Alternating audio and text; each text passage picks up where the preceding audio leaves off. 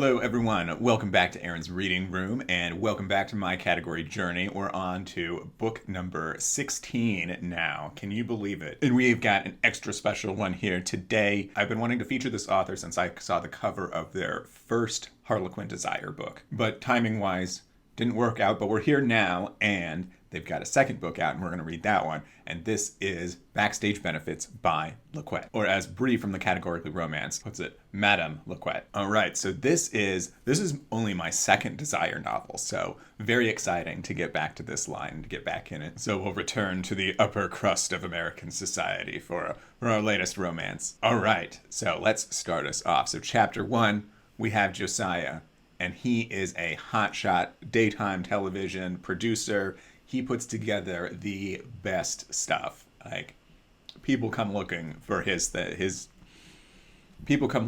talents to put together a lineup, and he has been offered the opportunity to put together the lineup of a lifetime, and he just has one last piece to put in place, and it is overall life coaching kind of show hosted by Lyric. Lyric is this social media influencer who has a huge following, so obviously she would be a hit.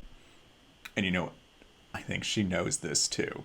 I think she's well aware of this herself. But anyway, our heroes don't know each other yet, but they're going to be introduced by her cousin. We got a bit of ribbing and protective family member in there from Jeremiah, who's Lyric's cousin. And we got a big peek into this Devereaux family, which Lyric was married into but is now widowed from, which is horrible for the age that she is. Oh my gosh. They seem like some characters. There's a lot of tension in this family. Sounds like there's a lot of money and there's a lot of power to be had, but you gotta play the dynamic and everything here. I never watched Dynasty, but from Laquette's interview on the Categorically Romance podcast, she mentioned that the kind of pitch that she made to Harlequin was to do a Dynasty kind of setting in Brooklyn as someone completely foreign to New York in general and to Dynasty. I've kind of got a glimpse now of what we're in for here, and I like it. So I'm on board. So our protagonists meet. Already there's electricity crackling between these two. It's not one-sided, but you know, these are two very professional people, and they gotta keep a lid on all that. They gotta keep below the surface. They do a pretty good job, but I think Cousin can see through things a little bit here. We'll have to see how that pans out. Anyway, it's on, at least in the personal feelings department, but in the business department, it started off rocky. We'll put it that way. So that was chapter 1, and so I will eagerly go on to chapter 2, and I will fill you in on where things are then. All right, everyone, I finished chapter 2, and here we go. For now, it appears that business might be off the table, but pleasure is definitely not off the table. I love when romance characters just go for it. There's a place for that, and there's definitely a place for fighting the feelings, but sometimes it just gets that extra level of angst to just go ahead and just dive right into the fun stuff that might get messy later on, that we hope does get messy later on. One thing I've noticed right off the bat with Madame Laquette's writing is the sizzle.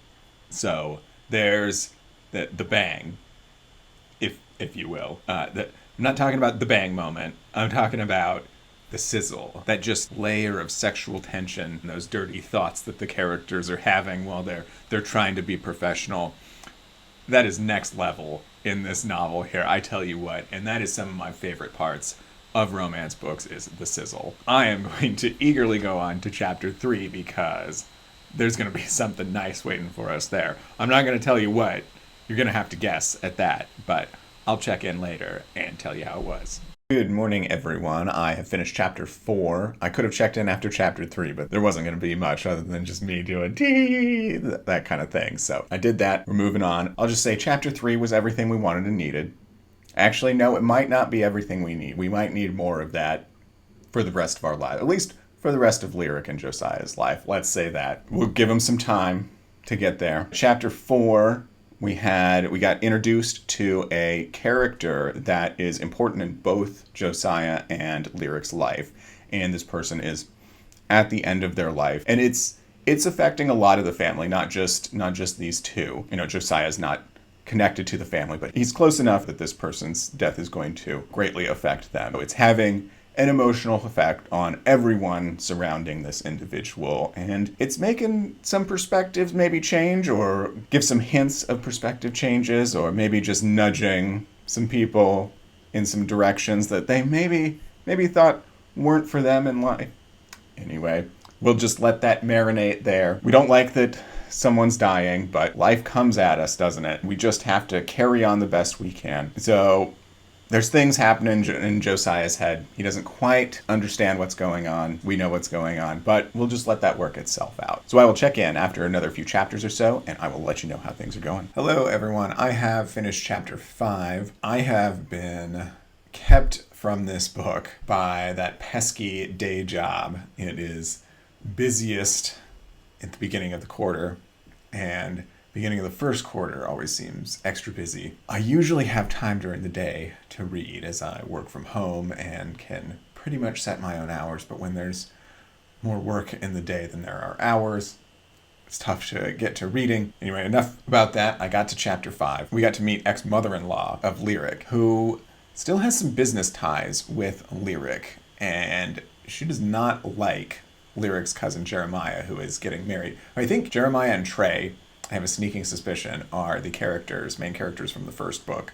A very intimate takeover. Just from the little bit of history I got there, it kind of sounded like what I've heard about that book. Anyway, ex-mother-in-law does not like those two and feels that they robbed her, and so is demanding that Lyric not go to their wedding, and has pulled strings business-wise to make things difficult for Lyric if she goes. Well, we can applaud our heroine because she did the right thing. She stood up for what was right, despite what it was going to cost her personally, and it was rough. I don't want her to be forced into working with Josiah in this manner. It's coming around to it on your own is one thing, and I'm not making any assumptions. I am making assumptions. I'm going to stop. Now, okay. We don't know what's going to happen now, but it's Lyric feels like she's up shit creek without a paddle right now and is a little lost. But she's about to go out to lunch with Josiah, so maybe he can bolster her spirits a bit, do something. I don't know. Someone needs to do something here because this needs to get fixed. So I will move on to chapter 6, and I will let you know what happens. Hello, everyone. I've finished chapter 6. So let me just first reassure everyone that things are going to be all right, but there's some strings attached. We knew the show was going to have to happen somehow. We knew these two wouldn't avoid working together forever. It's going to happen, but not quite in the way that they had each imagined. It's a bit of give and take there. Don't worry, that's going to be great practice for many things to come in the future. So here we are, we're working together, and that means there's rules in place now. They can't be intimately involved anymore. Right?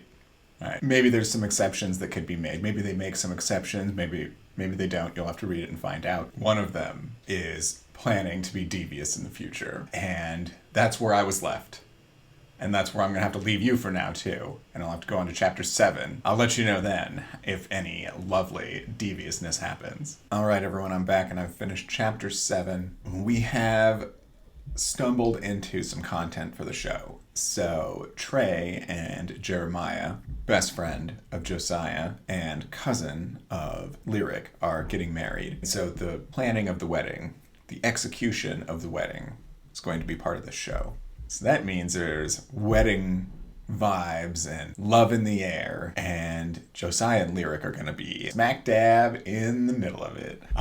There's nothing they can do. There's nothing they can do because they're pretty much business partners at this point. So they're like married professionally now.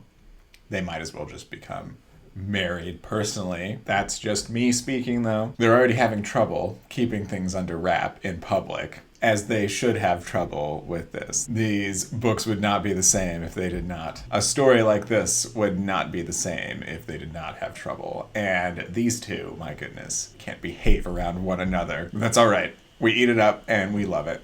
So I will move on to chapter 8 and I will check in with you then. Hello, everyone. I finished chapter 8, and in this chapter we got a bit of that moment of the side characters given the third degree to our main characters about what's going on. Josiah did a bit of sneaky maneuvering there. I won't tell you how, but he might have got out of it a little bit or just dug himself a hole for later. More on that to come. But Lyric got to know, and I myself got to know Trey a lot more, and the more I'm getting to know Trey, the more I'm getting distracted and wanting to read her book. But I'm staying focused. I'm staying focused on Lyric and Josiah's problems here. Not problems to be. I'm not hoping they have problems. I just enjoy a little bit of drama. We can't have a desire without a few things going wrong. So don't judge me there. Well, that's about all I have for you. So I will move on to chapter 9 and I will check in with you there. Hello, everyone. I finished chapter 10. Things are heating up in different ways. So we've got some balls in the air now. We've got the show doing some recording. We've got this wedding that they're trying to plan that's part of the show. So they got a lot going on, but they got some time to relax at a party that's in relation to the wedding. I won't give it completely away because it's super cute. And this is a private gathering, family, close friends only, and one of our heroes runs into someone from their past. Okay, it's Josiah. He runs into someone from his past, an unhealthy person from their past that's trying to finagle their way into the party because they're a celebrity. So obviously they need to be let in. He's not having any of it. And Lyric's definitely not having any of it. And it was just so beautiful. Such a lovely moment. And it also perfectly complicates things just a little bit more because it's not going to stay this tiny interaction. At least that's my theory. So I am going to go on to chapter 11. And I'll let you know how things go. Hello, everyone. I finished chapter 12. There's a big event that Josiah naturally would go to with his job as a television producer. Kind of like the big event. And he asks Lyric to go with him as his date, his work date, of course. Neither of these two, well, you know what? I will give Lyric credit. She's doing everything right. She's laying it out how it is, letting him know what's going on with her. He's the one that's all, I don't know what to do here. And he's making questionable decisions. I mean, they're good at the end of the day, but he's kind of lying to himself about how and why he's making these decisions. That's okay.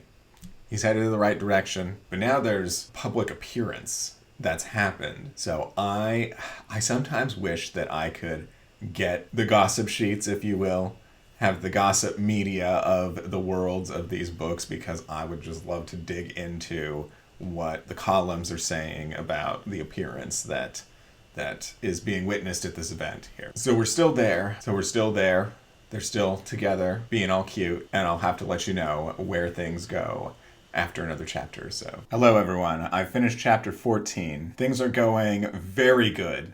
They're going swimmingly. Things are progressing on many fronts in positive ways. It's just, things are looking up, and we're freaking out about it, right? Because in romance books, when we got this much book left and things are going well, that means it's not going to go so well very soon. Very soon. It's going to sneak up and just like get you from behind. So we're preparing for that, but we're going to try. I'm going to do my best to enjoy the moment, enjoy Lyric and Josiah enjoying each other, because they know how to enjoy each other. Believe me, they are experts at it. I will continue on and I will let you know what's going on in another chapter. So, okay, I finished chapter 16 and there's some snakes in the grass. That's all I'm saying. Okay, I'll say a little more. So Josiah's in the running for getting a head honcho job at a TV studio, but he's got to do things right, and he's also got competition from some, stuffed suit that's beat him before. It's up against this guy again. This guy's trying to play dirty. Good thing Josiah's got Lyric on his side this time instead of Bianca, because, well, Lyric's just a decent human being, and that's a much better starting point than where Bianca is from. But you know what? I won't pass too much judgment on Bianca. I don't know where she's coming from or what she's dealing with or going through. I tell you what, this competing executive, I'm fine just writing him off as a piece of trash, and we, enough about my personal feelings about these folks here. That's where we're at. The things got a little dangerous, but we know that there's some people lurking in the shadows, and it's gonna get messy here. So I will get back to it, and I'll check in with you in another chapter or so. Okay, everyone, I've finished chapter 18. There's some evil seeds that have been planted. Madame Laquette has done her job as the author in making sure that something devious happens here. I can't tell you what it is, of course, because you'll just have to take the journey yourself when you read this one. But it's like, it's one of the, it's one of those offhanded things that everyone does in their daily life. Back in my day, if you were a teenager, there were certain VHS tapes that if you left them in the VCR and your parents found them, it was a bad day, It's kind of a circumstance sort of like that, I think, is what's going to shape up here, but we don't need to go too deep into that. That's where we find ourselves. All right, madam, I will walk into chapter 19 fully prepared for this brutality that you're going to enact upon me. It's all right. I love you for it. So I will continue on, and I will let you know how things go. I might just finish out the book. So it depends. I think I've got just a few chapters, maybe 22 chapters. Yeah, so I might check in again. So we'll see. I might see you later. I might see you at the end of the book. Hello, everyone. Welcome back. I have finished chapter 20. We're there. We're at the point we don't want to be. I want to say it's no one's fault, but there is some fault to be had. But we don't want to place that on anyone specifically, even though we could. We're just going to try and let it be for a moment, because I know these two can't just let things end this way. Cousin Jeremiah had a necessary interaction with his best friend because of things get around in this family. And with Trey and Lyric becoming such close friends so quickly, it's, word was going to get around to him, no matter what. Things went better than expected, though, so that's credit to Jeremiah for, well, you know what? I'll just stop there, let you muse on that. Hopefully you just go and buy the book and read it yourself and figure out what I'm talking about here. You'll enjoy it just as much. All right, I have one chapter left in this lovely book here. I'm going to finish it out, and I will see you at the end of the book. All right, everyone, I have finished Backstage Benefits by Madame Laquette, and it was a great experience. I didn't know I needed to dip back into Desire for some reason, and I don't want to dig on the line. I've enjoyed all the books I've read in it, but I just don't find myself reaching for it, and I think, and this book proved me wrong on that, I think I have this misconception that the characters aren't going to have as much of a connected feel to each other as, say, like a Heartwarming or a Special Edition. This is quite obviously a huge misconception in my own mind, so I'm going to have to definitely read a lot more Desires. This one was it felt like a high net worth small town. The characters had that close-knit found family-ish, and, well, I guess it's family/found family, because there's family a lot involved in this, but there's a group of friends too, and there's a lot of drama in that family, so there's little tribes within. Anyway, you'll have to read it yourself to get into all of that and untangle the web. I've got some untangling I still need to do myself. I need to get to book 1, get in on that drama in there with Trey and Jeremiah. I can't wait. And one funny thing I have to add in here. So Madame Laquette sent me physical copies of A Very Intimate Takeover and this one, Backstage Benefits, and she shipped it to me in this packaging here. And that day, my 9-year-old daughter picked up the mail, and she came into the house, went straight to my spouse, and said, "Look what Dad's getting in the mail." There were some raised eyebrows, let's just say, but all in good fun. I just wanted to share that story with all of you there because it was quite comical. Back to this book. It was such a delight. So thank you very much to Madame Laquette, and thank you so much for being just amazing over Twitter and social media. It's so much fun to go back and forth with you. Thank you so much for sending me both these beauties here. Covers are just beautiful, and I'm so proud to have them on my shelf now. Thank you, thank you, thank you. Thank you, Harlequin Books, for putting out such great stories by such great authors, and we are just going to keep continuing on. So that will wrap up book number 16 in my category journey. Don't forget that if you're following along, that this is your journey as well. And I love and thank you so much for all hanging out with me. Please join me again in the next video, and I will see you there.